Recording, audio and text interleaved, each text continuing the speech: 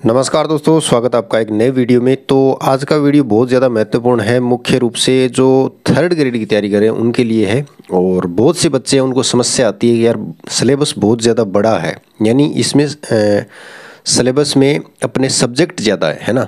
तो इसको एक साथ लेकर के चलना बहुत ज़्यादा मुश्किल हो रहा है। और मैं कहता हूँ अगर आप ये वीडियो देख लेते हो और आप 10 घंटे अगर पढ़ाई करते हो, कोई लाइब्रेरी जा रहा है, कोई घर में रूम पे पढ़ रहा है या कोई रूम लेके पढ़ रहा है, और आप 10 घंटे पढ़ रहे हो, हालांकि मैंने 9 घंटे का बनाया शेड्यूल, फिर भी मैं आपसे 10 घंटे मांगूंगा, क्योंकि थोड़ा थोड़ा दो यानी 5 मिनट का, कभी 10 मिनट का ऐसा ब्रेक भी चाहिएगा।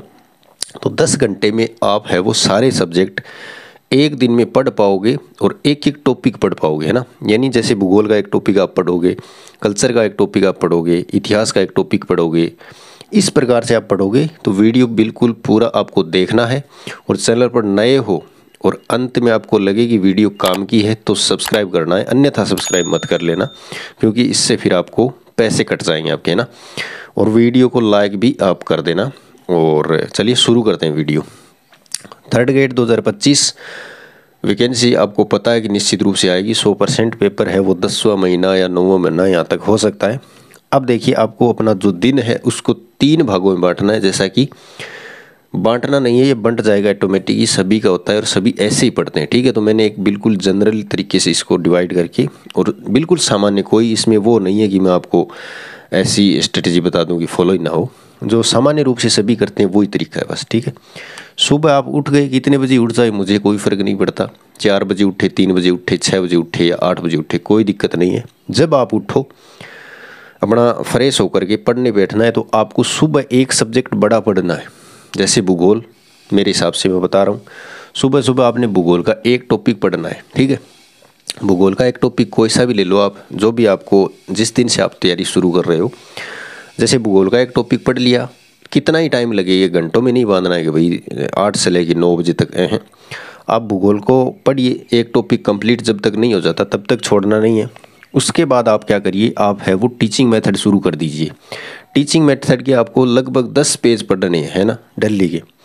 जैसा कि मैं मेरे नोट्स के अकॉर्डिंग बता रहा हूँ, जैसे मेरा नोट्स है वो 119 पेज का है, और अगर मैं 10 पेज दिल्ली के पढ़ता हूँ तो 10 दिन में वो आराम से कवर हो जाता है, ठीक है। अब 10 दिन में वो कवर होगा, उसके बाद में मैं अपने कंप्यूटर के नोट्स पढ़ने शुरू कर दूंगा, जो 5 दिन में कवर हो जाएगा। और उसके बाद में स्कूल मैनेजमेंट, जो कि 5 दिन में कवर हो जाएगा। तो ये 20 दिन में ये मैटर मेरा कवर हो रहा है, यानी 1 महीने में ये कवर हो रहा है। उसके मल्टीपल रिवीजन भी हो रहे हैं ना। उसके बाद में आपको विज्ञान पढ़नी है, ठीक है। विज्ञान में जैसे आपने एक टॉपिक ले लिया, एक टॉपिक पूरा नहीं होता है तो एक टॉपिक को 2 दिन में पूरा कीजिए। उसके बाद में जैसे ही विज्ञान पूरी हो जाती है, मैं आ जाऊँगा सामाजिक विज्ञान पे, ठीक है। और ये मेरा चलता रहेगा हमेशा के लिए। जैसे 1 तारीख को मैंने क्या पढ़ा, भूगोल का एक टॉपिक, फिर टीचिंग मेथड के 10 पेज और विज्ञान का एक टॉपिक। अगले दिन मैं क्या करूँगा, भूगोल का नया टॉपिक, टीचिंग मेथड के 11 से लेके 20 तक पेज, और विज्ञान का जो एक टॉपिक बीच में छूट गया था वो पूरा करूँगा। ऐसे चलता रहेगा। जब टीचिंग मेथड कंप्लीट होगा, कंप्यूटर पे आ जाऊँगा, फिर इस पे आ जाऊँगा, फिर वापस यहाँ आ जाऊँगा, ये कंप्लीट हो जाएगा, इस पे आ जाऊँगा। अब दोपहर में थोड़ा खाना वाना खा के सो लिया, आराम कर लिया, जो भी है, फ़ोन वगैरह चला लिया, कोई दिक्कत नहीं है ना।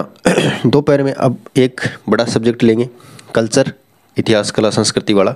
इसमें एक टॉपिक सेम इसी तरह से लेंगे और उसको कंप्लीट पढ़ेंगे। हमें ऐसा नहीं है कि 1 घंटे में पढ़ना है, कितना भी टाइम लगे। जैसे आपने कोई छोटा टॉपिक लिया तो हो सकता है वो 45 मिनट में कंप्लीट हो जाए। एक टॉपिक पढ़ लिया, उसके बाद में आपको पॉलिटी, है ना, यानी राजनीति विज्ञान। अगर मैं मेरे नोट्स की बात करूं, जो कि आपको राजधानी गुरु प्ले जो एप्लीकेशन है वहाँ पे मिल जाएंगे, उसको आप डाउनलोड कर सकते हो और बहुत ही आसानी से। ये भी 10 दिन का मैटर है ना, बिल्कुल आराम से पढ़ेंगे। जैसे एक दिन हमने 2 दिन राज्यपाल पढ़ लिया, उसके बाद मंत्रिमंडल पढ़ लिया, ऐसे। और चाहो तो आप इसमें वीडियो क्लासेस भी देख सकते हो थोड़ा थोड़ा। उसके बाद में साइको पढ़ लिया, ठीक है। 3 सब्जेक्ट हो गए। उसके बाद में फिर शाम को खाना वाना खा के, जो भी है, थोड़ा इधर उधर घूम के फ़ोन वगैरह चला लिया, दोस्तों के साथ गप्पे वप्पे, जो भी है।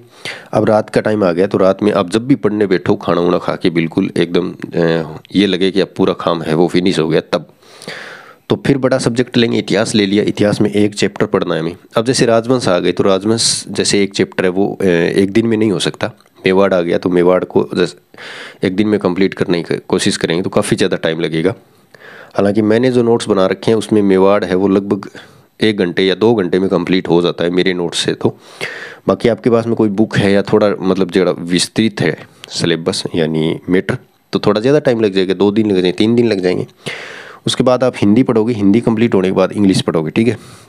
और लास्ट में आपको जब नींद आने लगे तब गणित को लेके बैठ जाना है और गणित आपको निकालनी है, ठीक है। तो अब आप बताइए कि इसमें कौन सा सब्जेक्ट है वो बच गया 3rd ग्रेड का। और टाइम मेरे हिसाब से इसमें जब आप ये 1 महीने का अगर आप ऐसे करते हो तो पूरा सिलेबस हो जाता है ना, क्योंकि आप देखोगे कि लगभग 30 टॉपिक इसमें 1 महीने में आप कंप्लीट कर लोगे। 30 भी नहीं करोगे तो 25 तो है ना, 25 आराम से हो जाएंगे। और इतने में ये 1 महीने में सिलेबस अपना पूरा कंप्लीट हो जाएगा। और जब अगला महीना आएगा ना तो उसमें फिर 25 दिन नहीं लगेंगे, आपको 20 ही दिन लगेंगे, क्योंकि कुछ टॉपिक ऐसे होंगे जिसको आप कंबाइंड कर दोगे ना।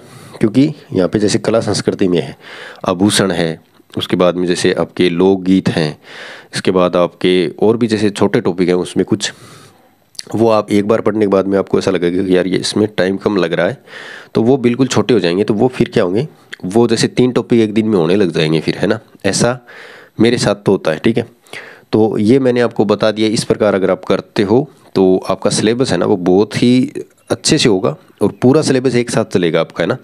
और किसी प्रकार का ये नहीं रहेगा कि यार कुछ रह रहा है या मैनेज नहीं हो रहा है। तो ये बात है, मैंने आपको बता दिया। एक कमेंट आया था उसके ऊपर मैंने वीडियो बनाया। कैसा लगा कमेंट करके जरूर बताएं।